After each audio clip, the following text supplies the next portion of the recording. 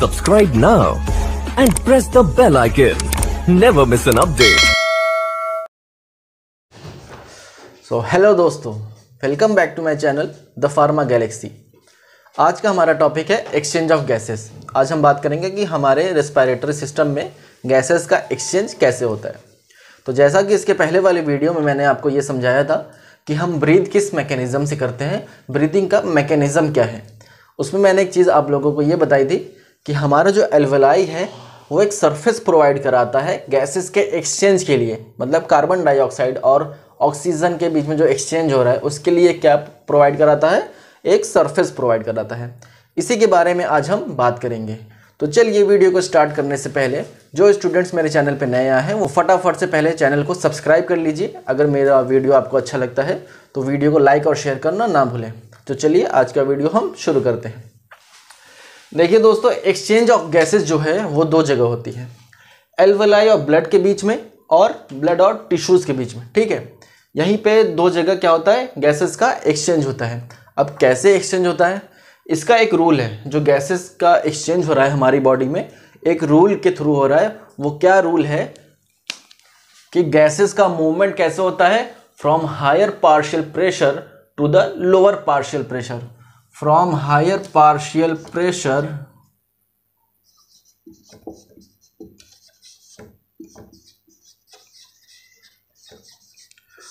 To lower partial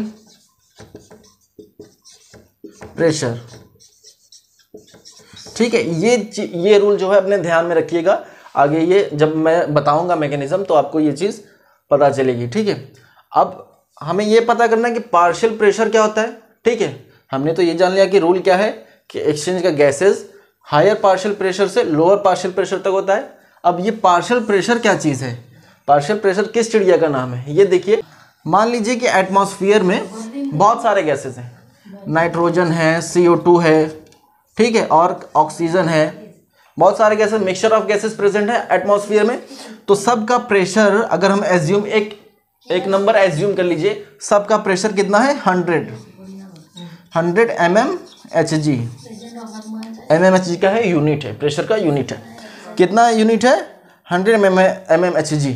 ठीक है, अगर हम ये पूछे कि नाइट्रोजन का प्रेशर कितना है, सिर्फ कार्बन डाइऑक्साइड का प्रेशर कितना है, या फिर सिर्फ ऑक्सीजन का प्रेशर कितना है, तो ये क्या कहलाएगा, पार्शियल प्रेशर। मतलब कि अगर सिर्फ हम बात करें सिर्फ ऑक्सीजन का प्रेशर इस प्रेशर के बीच में, तो ऑक्सीजन का प्रेशर क्या कहलाएगा, partial pressure of oxygen.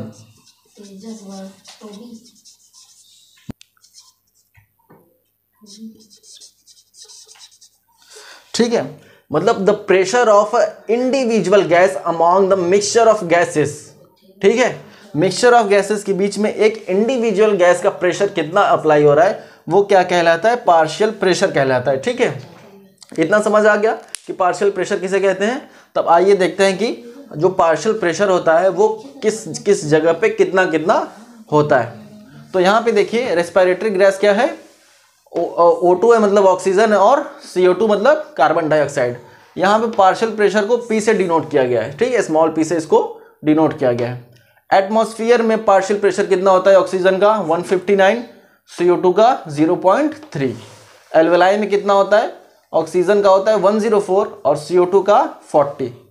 Deoxygenated blood में ऑक्सीजन का पार्शियल प्रेशर कितना है, 40, और कार्बन डाइऑक्साइड का कितना है, 45। ऑक्सीजनेटेड ब्लड में 95 ऑक्सीजन का है और कार्बन डाइऑक्साइड का 40 है। टिश्यूज में कितना प्रेशर है, पार्शियल प्रेशर, ऑक्सीजन का 40 है और कार्बन डाइऑक्साइड का 45 है। अब आइए हम ये जानते हैं कि कैसे जो है वो, मतलब कि ऑक्सीजन का एब्जॉर्प्शन हमारे ब्लड में होता है, जो एक्सचेंज है ऑक्सीजन और कार्बन डाइऑक्साइड का वो कैसे होता है। चलिए इतना तो हमने जान लिया कि इसका रूल क्या है, एक्सचेंज ऑफ गैसेस का रूल क्या है, from higher partial pressure to lower partial pressure, और कहाँ पर किसका प्रेशर कितना होता है ये भी हमने देख लिया है। अब यहाँ पे देखते हैं हम कि गैसेस का एक्सचेंज कैसे होता है हमारे एल्वेलाई में और कौन सा कैसे एब्जॉर्ब होता है। ठीक है, देखिए एटमॉस्फेयर है ये। ठीक है, ये एटमॉस्फेयर है, ये क्या है, एल्वेलाई है। एल्वेलाई से क्या जा रहा है हमारा, ये ब्लड वेसल जा रहा है। जो ब्लड वेसल्स लंग्स से हार्ट तक जाती है उसको हम क्या बोलते हैं, पल्मोनरी वेन बोलते हैं। ठीक है, यही एक वेन ऐसी है जो ऑक्सीजनेटेड ब्लड को कैरी करती है। अब ये हार्ट तक जा रही है, फिर हार्ट से जो ब्लड वेसल निकल रही है उसको हम क्या बोलेंगे, आर्टरीज बोलते हैं। ठीक है, वो पूरे हमारे बॉडी में टिश्यू तक जाती है, वो ऑक्सीजनेटेड ब्लड को कैरी करती है। ठीक है, जितने भी आर्टरीज होते हैं वो ऑक्सीजनेटेड ब्लड को कैरी करते हैं। ये हमारे कहाँ तक जा रहा है, टिश्यू तक जा रहा है। ये क्या है, हमारा टिश्यू है। ठीक है, ठीक है, ऑक्सीजनेटेड ब्लड जो है वो यहाँ पे क्या हो रहा है, कंज्यूम हो जा रहा है। ऑक्सीजन जब यहाँ पे कंज्यूम हो जा रहा है तो ब्लड क्या हो जा रहा है, डीऑक्सीजनेटेड। तो डीऑक्सीजनेटेड ब्लड को जो कैरी करता है उसको क्या कहते हैं, वेन। मतलब टिश्यू से जो ब्लड वेसल निकल रही है, हार्ट तक जा रही है, उसको क्या कहते हैं, वेन बोलते हैं। ठीक है, सारे वेन्स डीऑक्सीजनेटेड ब्लड को कैरी करते हैं। फिर यहाँ पे देखिए एक्सेप्शन यही है बस, पल्मोनरी वेन। ठीक है, जो ऑक्सीजनेटेड ब्लड को कैरी करता है। बाकी सारे वेन्स ऐसे होते हैं जो डीऑक्सीजनेटेड ब्लड को कैरी करते हैं। ये हार्ट तक आ गया, फिर हार्ट से कहाँ जा रहा है, ये वापस लंग्स में जाएगा। ठीक है, जो ब्लड वेसल्स लंग्स तक जाती है उसको क्या कहते हैं, पल्मोनरी आर्टरी बोलते हैं। यही एक आर्टरी ऐसी है जो डीऑक्सीजनेटेड ब्लड को कैरी करती है, नहीं तो सारी आर्टरी क्या करती है, ऑक्सीजनेटेड ब्लड को कैरी करती है। ठीक है, अब देखिए जानते हैं कि पार्शियल प्रेशर की वजह से कैसे मूवमेंट होता है, मतलब कि जो ट्रांसपोर्ट होता है, ठीक है, गैसेस का एब्जॉर्प्शन या एक्सचेंज कैसे हो रहा है। देखिए एटमॉस्फेयर में पार्शियल प्रेशर ऑक्सीजन का कितना है, 159, और CO2 का कितना है, 0.3। इसके आगे आप लोग यूनिट लगा दीजिएगा mmHg। ठीक है, यहाँ पर जगह की वजह से मैं नहीं लगा रहा हूँ, लेकिन आप लोग जरूर लगाइएगा mmHg। ठीक है, 159 ऑक्सीजन का है और 0.3 किसका है, कार्बन डाइऑक्साइड का है। ठीक है, मूवमेंट कैसे हो रहा है, from higher partial pressure to lower partial pressure. किसका प्रेशर ज्यादा है, ऑक्सीजन का ज्यादा है, 159 है। यहाँ पर देखिए ऑक्सीजन का 104 है, यहाँ पर CO2 का 0.3 है, यहाँ पे 40 है। मतलब इसका यहाँ से ज्यादा है और ऑक्सीजन का यहाँ से कम है। तो मूवमेंट किसका होगा, ऑक्सीजन का होगा, from higher partial pressure to lower partial pressure. ठीक है, तो ऑक्सीजन का मूवमेंट यहाँ पे हो जाता है, ट्रांसपोर्ट हो जाता है। ठीक है, अब एल्वेलाई में आने के बाद ऑक्सीजन का पार्शियल प्रेशर 104 है और कार्बन डाइऑक्साइड का कितना है, 40 है। ठीक है, यहाँ पे किसका पार्शियल प्रेशर ज्यादा है, ऑक्सीजन का ज्यादा है।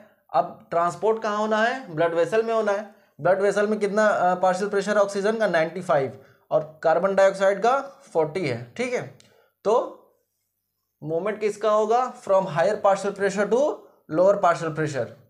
मतलब कि ऑक्सीजन का ट्रांसपोर्ट जो है वो ब्लड वेसल में हो जाएगा। कार्बन डाइऑक्साइड का क्यों नहीं हो रहा है, क्योंकि यहाँ पे पार्शियल प्रेशर इसका 40 है और यहाँ पे 40 है, बराबर है। तो जिसका ज़्यादा होगा उसका मूवमेंट होता है। ठीक है, अब जैसे यहाँ पे ब्लड वेसल से ये एब्जॉर्ब होता है। ठीक है, ब्लड वेसल से एब्जॉर्ब होता है, तो इस प्रोसेस को क्या कहेंगे, सिंपल डिफ्यूजन।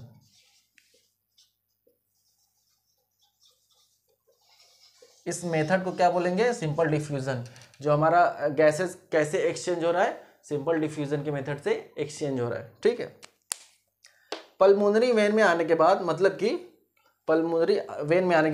कि हमारा ब्लड वेसल, ऑक्सीजन का पार्शियल प्रेशर कितना है, 95 है, और कार्बन डाइऑक्साइड का कितना है, 40 है। अब यही ब्लड वेसल क्या करेगा, टिश्यू तक जाएगा और वहां से फिर टिश्यू में ट्रांसपोर्ट होगा।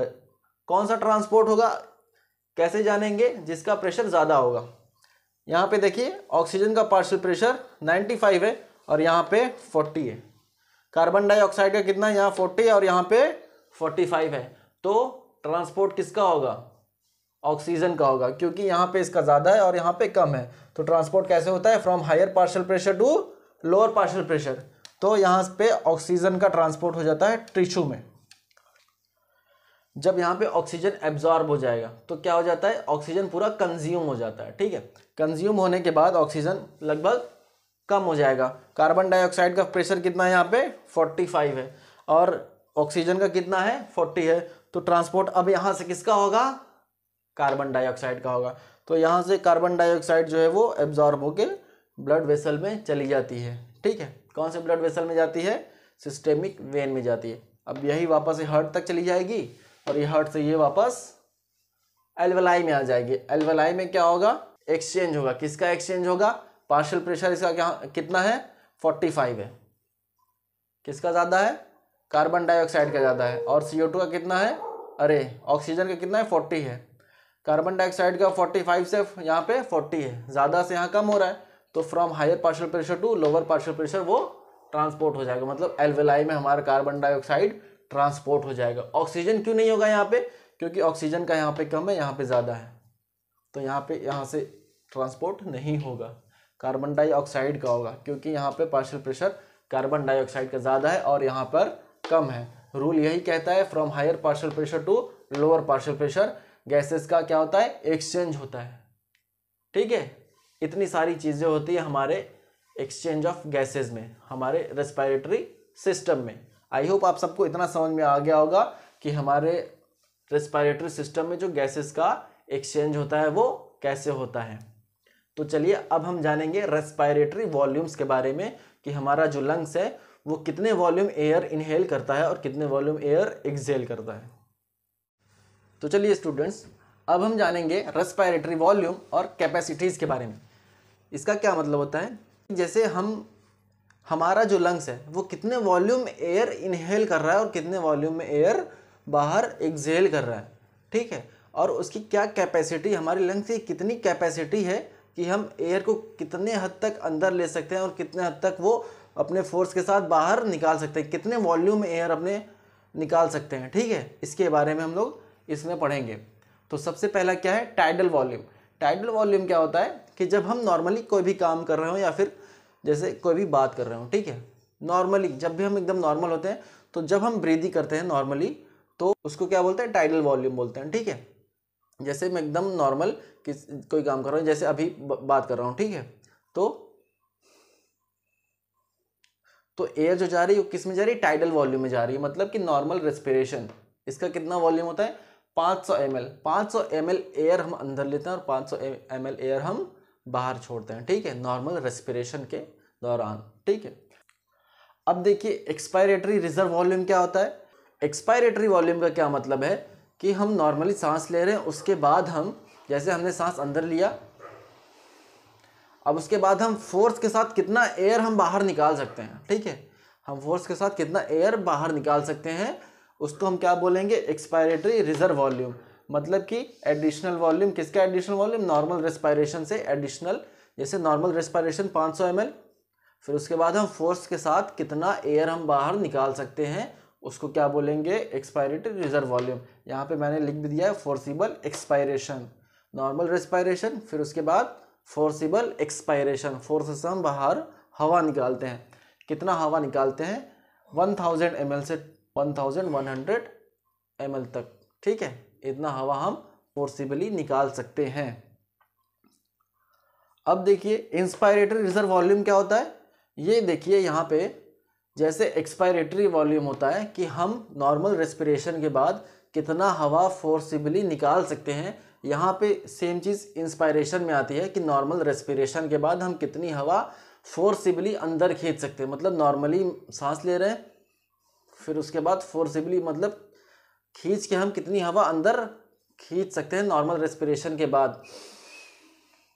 ठीक है, इसको क्या बोलेंगे, inspiratory reserve volume. Additional volume, किसका एडिशनल वॉल्यूम है, नॉर्मल रेस्पिरेशन का, फिर उसके बाद फोर्सिबल इंस्पायरेशन, नॉर्मल रेस्पिरेशन किया, फिर उसके बाद फोर्स के साथ इंस्पायर किया, उसको क्या बोलेंगे हम, इंस्पायरेटरी रिजर्व वॉल्यूम बोलेंगे। कितने वॉल्यूम एयर यहाँ पे होता है, 2500 ml से 3000 ml तक हम एयर को क्या करते हैं, इनहेल करते हैं फोर्सिबली। तो इतना समझ में आ गया। तो चलिए अब देखिए चौथा क्या है, रेजिडुअल वॉल्यूम। रेजिडुअल वॉल्यूम क्या होता है, आफ्टर फोर्सिबल एक्सपायरेशन, मतलब कि जब हम फोर्स के साथ एक्सपायर करते हैं, मतलब हवा बाहर निकालते हैं, उसके बाद भी हमारे लंग्स में कुछ हवा बच जाती है। ठीक है, हम फोर्स के साथ हवा बाहर निकाल रहे हैं, लेकिन उसके बाद भी कुछ हवा हमारे लंग्स में रह जा रही है, उसको क्या बोलेंगे, रेजिडुअल वॉल्यूम बोलेंगे। ठीक है, कितने ml हवा रह जाती है हमारे लंग्स में, 1100 से 1200 ml तक हवा हमारे लंग्स में रह जाती है। अब देखिए बात करेंगे पांचवा, इंस्पायरेटरी कैपेसिटी के बारे में। देखिए स्टूडेंट्स, आप लोग कंफ्यूज मत होइएगा, इंस्पायरेटरी रिजर्व वॉल्यूम और इंस्पायरेटरी कैपेसिटी के बीच में फ़र्क मैं बता देता हूँ, बहुत सिंपल है। यहाँ पे देखिए क्या है, capacity to inspire after normal expiration. ठीक है, इसका क्या मतलब है इंस्पायरेटरी कैपेसिटी का, कि जब हम नॉर्मल रेस्पिरेशन कर रहे हैं तो नॉर्मल एक्सपायरेशन कर रहे हैं, ठीक है। नॉर्मल एक्सपायरेशन के बाद हम फोर्स के साथ कितनी हवा अंदर कर सकते हैं, उसको क्या बोलेंगे हम, इंस्पायरेटरी कैपेसिटी, ठीक है। नॉर्मल एक्सपायरेशन के बाद हम कितनी हवा अंदर खींच सकते हैं उसको क्या बोलेंगे, इंस्पायरेटरी कैपेसिटी। और इंस्पायरेटरी रिजर्व वॉल्यूम में क्या होता था कि हम नॉर्मल रेस्पिरेशन के बाद इंस्पायर करते थे, मतलब कि नॉर्मल रेस्पिरेशन में हम नॉर्मली इंस्पायर कर रहे हैं, फिर उसके बाद हम मतलब एयर को अंदर खींच रहे हैं, ठीक है। नॉर्मल इंस्पायर के बाद हम खींच रहे थे, यहाँ पे क्या कर रहे हैं, नॉर्मल एक्सपायरेशन के बाद हम हवा को खींच रहे हैं, ठीक है। फर्क समझ में आ गया। वहाँ पे नॉर्मल हम इंस्पिरेशन के बाद खींच रहे थे, यहाँ पे नॉर्मल एक्सपायरेशन के बाद हम हवा खींच रहे हैं। तो इसकी वॉल्यूम क्या हो जाएगी, टाइडल वॉल्यूम और इंस्पायरेटरी रिजर्व वॉल्यूम दोनों मिला के क्या बनेगा, इंस्पायरेटरी कैपेसिटी। समझ में आ गया। अब इसी से एक्सपायरेटरी कैपेसिटी भी है।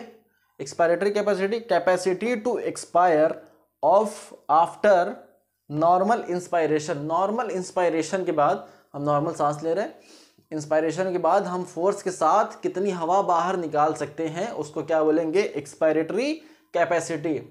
एक्सपायरेटरी रिजर्व वॉल्यूम में क्या था कि हम नॉर्मल एक्सपायर के बाद, नॉर्मल एक्सपायरेशन के बाद कितनी हवा निकाल सकते हैं, और यहाँ पे नॉर्मल इंस्पायरेशन है, फ़र्क समझिएगा, ठीक है। वहाँ पे नॉर्मल एक्सपायरेशन था, यहाँ पे नॉर्मल इंस्पायरेशन है। नॉर्मल इंस्पायरेशन के बाद कितनी हवा बाहर निकाल सकते हैं उसको क्या बोलेंगे, एक्सपायरेटरी कैपेसिटी। और इसका वॉल्यूम क्या होगा, टीवी, मतलब टाइडल वॉल्यूम और प्लस एक्सपायरेटरी रिजर्व वॉल्यूम, इन दोनों को मिला के क्या बनेगा, एक्सपायरेटरी कैपेसिटी वॉल्यूम, और इन दोनों को मिला के क्या बनेगा, inspiratory capacity volume. I hope आप सबको ये 6 पॉइंट जितने हैं वो समझ में आ गए होंगे। बहुत इंपॉर्टेंट है, ये कई बार पूछा है और पूछता भी है, ठीक है। तो आई होप आप सबको इतना समझ में आ गया होगा। अगर कोई भी डाउट हो आप उसको कमेंट सेक्शन में पूछ सकते हैं, ठीक है। तो अब हम पढ़ेंगे रेगुलेशन ऑफ रेस्पायरेशन के बारे में, मतलब हम जो सांस ले रहे हैं, ठीक है, हम सांस ले रहे हैं, आप सांस ले रहे हैं, सब सांस ले रहे हैं तभी जिंदा है। सांस ले रहे हैं तो ये कौन रेगुलेट कर रहा है, हम सोच के सांस थोड़ी ले रहे हैं कि हमको सांस लेना है, यहाँ पे सांस लेना है, यहाँ पे सांस नहीं लेना है। भाई सांस नहीं लोगे तो टिकट कट जाएगा आपका, ठीक है। तो ये कौन रेगुलेट कर रहा है, हमारे सांस को कौन रेगुलेट कर रहा है। जब हम दौड़ते हैं तो कैसे हमारी सांस तेज हो जाती है, और जब हम सोते हैं तो कैसे हमारी ब्रीदिंग रेट कम हो जाती है, ठीक है। 1 मिनट में ब्रीदिंग रेट कितना होता है, 1 मिनट में ब्रीदिंग रेट हमारा होता है 12 to 16 ब्रीथ पर मिनट, ठीक है, 1 मिनट में। तो चलिए स्टूडेंट्स, अब हम जानेंगे हमारा रेस्पिरेशन रेगुलेट कैसे होता है, कौन हमारे रेस्पिरेशन को रेगुलेट करता है, ठीक है। तो देखिए स्टूडेंट्स, हम चाहे काम कर रहे हो, चाहे आपसे बात कर रहे हो, चाहे सो रहे हो, चाहे जाग रहे हो, कोई भी चीज़ कर रहे हो, हमारा जो रेस्पिरेशन है वो चलता रहता है, ठीक है। हमारी ब्रीदिंग जो है वो चलती रहती है, वो रुकती नहीं है। तो कौन ये रेगुलेट करता है, और जो ये रेगुलेट करता है वो कहाँ पाया जाता है, कहाँ हमारे बॉडी में जाके वो बैठा हुआ है, कौन है जो छुप के बैठा है और हमारे रेस्पिरेशन को रेगुलेट कर रहा है और हमें पता भी नहीं है, कौन है जो छुप के बैठा है और हमारे रेस्पिरेशन को रेगुलेट कर रहा है और हमें पता भी नहीं है। तो चलिए जानेंगे इस वीडियो में। हमारे रेस्पिरेशन को रेगुलेट हमारा ब्रेन करता है। ब्रेन में कौन सा पार्ट करता है, मेडुला करता है, ठीक है। मेडुला में एक सेंटर पाया जाता है जिसको हम क्या कहते हैं, रेस्पिरेटरी रिदम सेंटर। यही सेंटर है जो हमारे रेस्पिरेशन रेट को रेगुलेट करता है, मतलब बराबर नॉर्मल रेस्पिरेशन हमें कराता रहता है, ठीक है। अब कभी भी आपने देखा होगा कि जैसे हम नॉर्मल रेस्पिरेशन तो कर रहे हैं, ठीक है, तो हम कभी भी दौड़ रहे हैं, ठीक है, कहीं दौड़ रहे हैं, एक्सरसाइज कर रहे हैं, तो हमारा रेस्पिरेशन रेट जो है वो बढ़ जाता है। तो कैसे बढ़ता है, हम ऐसा सोचते तो नहीं है कि हम अभी काम कर रहे हैं तो हमारा रेस्पिरेशन रेट इतना होना चाहिए, हम सो रहे हैं तो हमारा रेस्पिरेशन रेट इतना होना चाहिए, ठीक है, और हम दौड़ रहे हैं तो हमारा रेस्पिरेशन रेट ज़्यादा होना चाहिए, हमें ऑक्सीजन चाहिए तो हमें ज़्यादा, हम सोचते तो नहीं, अपने आप को क्या हो जाता है, रेस्पिरेशन रेट हमारा तेज़ हो जाता है जब हम दौड़ते हैं। तो कैसे तेज़ हो जाता है आइए हम जानते हैं। देखिए, ये 2 सेंटर की वजह से होता है। किसकी वजह से होता है, 2 सेंटर की वजह से होता है। कीमोसेंसिटिव एरिया, ठीक है, कीमोसेंसिटिव सेंटर बोलते हैं उसको। वो कहाँ कहाँ पाया जाता है? एक पाया जाता है रेस्पिरेटरी रिदम सेंटर के जस्ट बगल में, क्या बोलेंगे उसे, कीमो सेंसिटिव एरिया, ठीक है। एक यहाँ पाया जाता है और एक और जगह पाई जाती है, जो हमारा हार्ट होता है उसके बगल में जो एयोटा होता है, जो हमारा एयोटा निकलता है हार्ट से, उसके आर्क के बगल में पाया जाता है, मतलब आर्क ऑफ एयोटा के बगल में ये कीमो सेंसिटिव एरिया वहाँ भी पाया जाता है, कीमो सेंसिटिव एरिया, ठीक है। दो जगह पाया जा रहा है, कहाँ कहाँ पाया जा रहा है? एक रेस्पिरेटरी रिदम सेंटर के बगल में और एक आर्क ऑफ एयोटा के बगल में। अब यही जो है, जब हमारे बॉडी में कार्बन डाइऑक्साइड की मात्रा ज़्यादा हो जाए या फिर हाइड्रोजन आयन की मात्रा ज़्यादा हो जाए तो क्या करता है? इसके दिमाग की बत्ती जल जाती है। कीमोसेंसिटिव का काम क्या है? केमिकल को सेंस करना। अब किसको सेंस कर रहा है? कार्बन डाइऑक्साइड को और हाइड्रोजन आयन को। जब ये हमारे बॉडी में इसकी मात्रा बढ़ जाती है तो इसके दिमाग की बत्ती जल जाती है और ये क्या करता है? ये रेस्पिरेटरी रिदम सेंटर को एक्टिवेट करता है और रेस्पिरेटरी रिदम सेंटर क्या करता है कि ज़्यादा जल्दी हमको सांस रेस्पिरेशन रेट को बढ़ा देता है और हमको जल्दी सांस लेने के लिए कहता है। क्यों कहता है? क्योंकि हमारे बॉडी में CO2 की मात्रा बढ़ गई है और उसको हमें बाहर निकालना ज़रूरी है, ठीक है। बाहर कैसे निकलेगा? जैसे जल्दी हम सांस लेंगे तो जो कार्बन डाइऑक्साइड है वो बाहर हमारा निकल जाएगा, जो हमारे बॉडी में एक्स्ट्रा बन गया है, मतलब ज़्यादा मात्रा में हो गया है, तो ठीक है। तो कौन रिस्पॉन्सिबल है? Chemosensitive area. कैसे ये इसके दिमाग की बत्ती कैसे जलती है? जब हमारे बॉडी में कार्बन डाइऑक्साइड और हाइड्रोजन आयन बढ़ जाते हैं तो कीमोसेंसिटिव एरिया जो है वो इसके दिमाग की बत्ती जल जाती है, ये काम करने लगता है और ये क्या करता है? रेस्पिरेटरी रिदम सेंटर को और एक्टिवेट कर देता है। कहता है कि भैया इसको एडजस्ट करो, कहीं पे इसको एडजस्ट करो, ये बॉडी में बन रहा ज़्यादा है, ये सही नहीं है बॉडी के लिए। तो रेस्पिरेटरी रिदम सेंटर क्या करता है? रेस्पिरेशन रेट को बढ़ा देता है, रेस्पिरेशन रेट को बढ़ा देता है, रेस्पिरेशन रेट को बढ़ा देता है। और रेस्पिरेशन रेट बढ़ेगा तो क्या करेगा? जल्दी हम सांस अंदर बाहर करेंगे तो हमारी बॉडी में जो एक्स्ट्रा CO2 बना है, हाइड्रोजन आयन, वो हम बाहर निकाल देंगे, ठीक है। अब सांस जल्दी तो हमने कर लिया, अब वो नॉर्मल कौन करेगा? जल्दी काम करने को तो इन्होंने कर दिया, कीमोसेंसिटिव एरिया ने भैया रेस्पिरेटरी रिदम सेंटर को कह दिया कि भैया उसको जल्दी सांस लेके इसको बाहर निकालिए, क्योंकि ये बॉडी में बढ़ रहा है, ये खतरनाक हो सकता है, ठीक है। तो इन्होंने तो निकाल दिया, लेकिन उसको नॉर्मल कौन करेगा? तो इसी के ऊपर पॉन्स में एक सेंटर पाया जाता है, कीमोटैक्सिक सेंटर। कीमोटैक्सिक सेंटर पॉन्स में पाया जाता है, मेडुला के ऊपर। ये रिस्पॉन्सिबल है रेस्पिरेशन रेट को कम करने के लिए। ये क्या करता है? बढ़े हुए रेस्पिरेशन रेट को कम कर देता है, रेस्पिरेशन रेट को कम कर देता है, फिर हमारा रेस्पिरेशन रेट को नॉर्मल पे ले आता है, ठीक है। समझ में आ गया कि हमारा रेस्पिरेशन रेगुलेट कैसे होता है? हम जब नॉर्मल रेस्पायर करते रहते हैं तो क्या करता है? रेस्पिरेटरी रिदम सेंटर उसको रेगुलेट करता है। लेकिन जब हमारे बॉडी में कार्बन डाइऑक्साइड या फिर हाइड्रोजन की मात्रा बढ़ जाती है तो कीमोसेंसिटिव एरिया की दिमाग की बत्ती जल जाती है, ठीक है। ये क्या करता है? रेस्पिरेटरी रिदम सेंटर को बोलता है कि भैया ये हमारी बॉडी में मतलब कि ज़्यादा बन रहा है, इसको एडजस्ट करिए, कहीं उसको निकालिए, रेस्पिरेशन रेट को बढ़ाइए या फिर जो भी करिए। तो ये क्या करते हैं? रेस्पिरेशन रेट को बढ़ा देते हैं इसको बाहर निकालने के लिए। अब रेस्पिरेशन रेट बढ़ गया, अब घटाएगा कौन? तो इसके ऊपर पॉन्स होता है, पॉन्स में एक सेंटर पाई जाती है, कीमोटैक्सिक सेंटर। ये क्या काम करता है? रेस्पिरेशन रेट को फिर वो वापस घटा देता है, वापस नॉर्मल कर देता है, ठीक है। ये हो गया हमारा रेगुलेशन ऑफ रेस्पिरेशन। बहुत ज़्यादा मतलब कि डीप में जाने की ज़रूरत नहीं है, बस इतना समझिए, पूरा आपको ये समझ में आ जाएगा कि हमारा रेस्पिरेशन कैसे रेगुलेट होता है, ठीक है। बहुत ज़्यादा टफ नहीं है, बहुत सिंपल है। अगर इस तरीके समझेंगे तो एकदम आपको अच्छे से समझ में आएगा। आई होप आप सबको और अच्छे से समझ में आया भी होगा। अगर किसी को कोई डाउट है वो कमेंट सेक्शन में पूछ सकता है, ठीक है। तो आज हमारा हो गया ये टॉपिक ख़त्म, रेस्पिरेटरी सिस्टम। रेस्पिरेटरी सिस्टम में डी फार्मा में लंग्स की एनाटॉमी भी है, ट्रैकिया की एनाटॉमी है, उसमें कुछ समझना नहीं है। उसमें बस आपको देखना है कि लंग्स कितने लोब के होते हैं। एक साइड 3 लोब होता है, एक साइड 2 लोब होता है, ठीक है। उसकी जो मेम्ब्रेन होती है, प्लूरल मेम्ब्रेन, ये सब ये सब आपको बस पढ़ना है, उसमें कुछ समझने वाला है नहीं, तो उसको मैंने पढ़ाया नहीं है, ठीक है। तो आप लोग उसको खुद से पढ़ लीजिएगा। आज हमारा रेस्पिरेटरी सिस्टम का टॉपिक हो जाता है ख़त्म, फिर अगले लेक्चर में हम लोग दूसरा टॉपिक स्टार्ट करेंगे। अगर मेरा वीडियो आपको पसंद आ रहा है तो उसको ज़्यादा से ज़्यादा शेयर करें और मेरे चैनल को सब्सक्राइब करते हैं, ठीक है। तो धन्यवाद।